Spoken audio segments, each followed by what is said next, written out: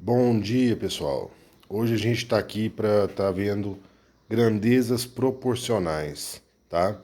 Então, quando a gente fala sobre grandezas proporcionais, a gente tem dois tipos de grandezas, que são aquelas que são diretamente proporcionais e temos as inversamente proporcionais, tá?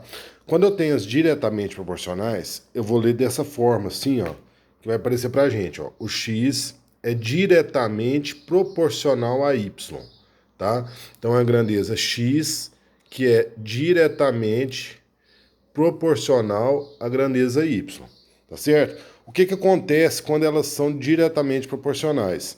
Se eu aumentar o x, tá? Consequentemente, o y vai aumentar também, certo? Se eu diminuir esse x, eu vou diminuir o y também. Por isso, elas são diretamente proporcionais. Então, graficamente, quando a gente representa isso aqui, eu vou ter um gráfico em que eu vou ter uma reta linear, certo? Em que eu aumentando o valor de A, eu também vou aumentar o valor de F, certo? Então, por exemplo, se eu tenho para A1, eu tenho o F1, para A2 eu vou ter o F2, para A3 eu vou ter o F3. Nota aqui, ó, que a gente está aumentando o valor de A e, consequentemente, está aumentando o valor de F, certo? Então, se eu fazer F1 sobre A1, tem que dar o valor de F2 sobre A2, porque eles estão crescendo proporcionalmente, tá? Isso aqui vai gerar uma constante de proporcionalidade que eu vou chamar de K, certo? Então, eu posso representar essa função aqui como x é igual a K vezes y, certo? Porque esse K vai ser a constante de proporcionalidade que eu vou estar multiplicando essa função. Um exemplo clássico que a gente tem disso aqui, eu vou usar a física, é que força é igual a massa vezes aceleração, certo? Quando eu faço que força é igual a massa vezes aceleração, eu tenho que a massa vai ser a minha constante, tá? O A vai ser o x, né? Vai ser no caso aqui o y, e o F vai ser o x, certo? Então o que acontece? Eu posso falar que a força e a aceleração, nesse caso aqui, são diretamente proporcionais. Se eu aumento a força, eu aumento a aceleração. E o m é a constante de proporcionalidade entre essas duas grandezas, ok?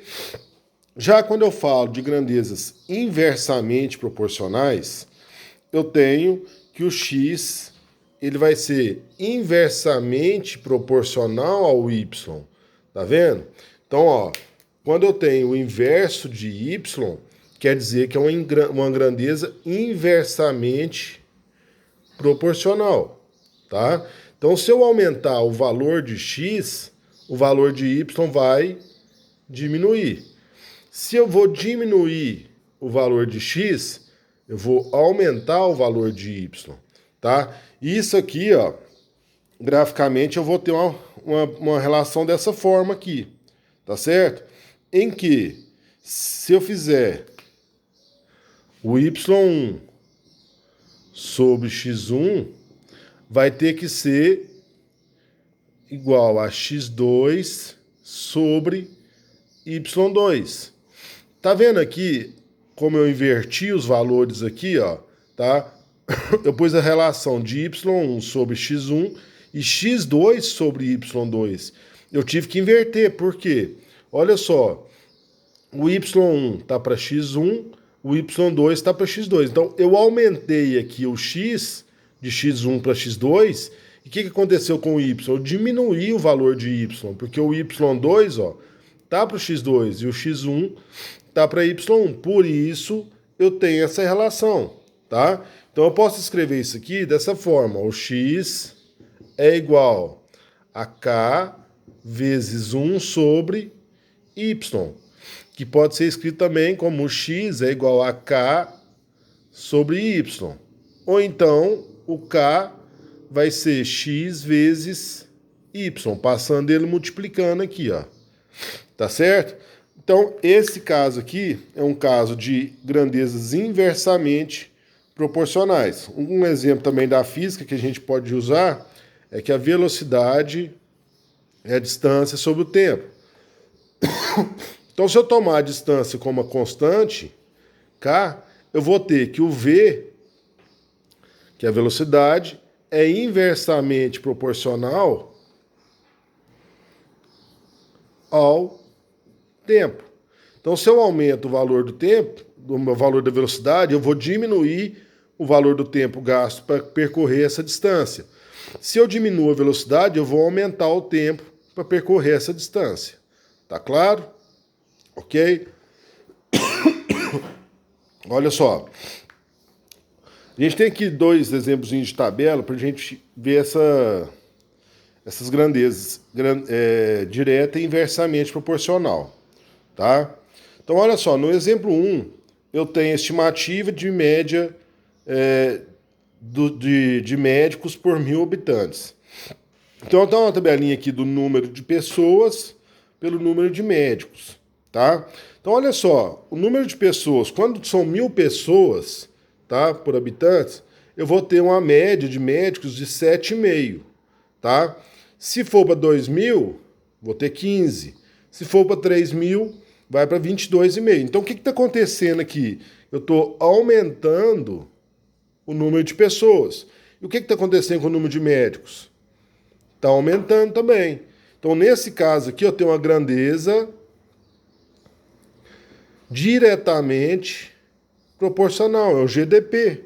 Tá certo? Porque eu aumentei o número de pessoas e, consequentemente, aumentou o número de médicos. Aí, moçada, no exemplo 2, está mostrando a distribuição do prêmio da loteria. Então, eu tenho aqui o número de ganhadores e a premiação. Então, para um ganhador, eu tenho 1.200.000 de prêmio. Se for 2, vai dar 600.000. Se for 3, 400.000. O que está acontecendo aqui? Eu estou aumentando o número de ganhadores. O que está acontecendo com o prêmio? Está diminuindo. Tá certo? Então, ó, para um ganhador vai ser 1.200.000. Ó, que eu estou em 3 ganhadores, eu vou ter 400. Certo? Se eu tiver mais um aqui, para 4 ganhadores, eu já vou ter 300.000. Então, aqui está diminuindo, tá, na premiação, e aqui está aumentando. Nesse caso aqui, são grandezas inversamente proporcionais, tá? Se você pegar os valores aqui, ó, do número de pessoas pelo número de médicos e dividir, você vai ter a razão de proporcionalidade, tá?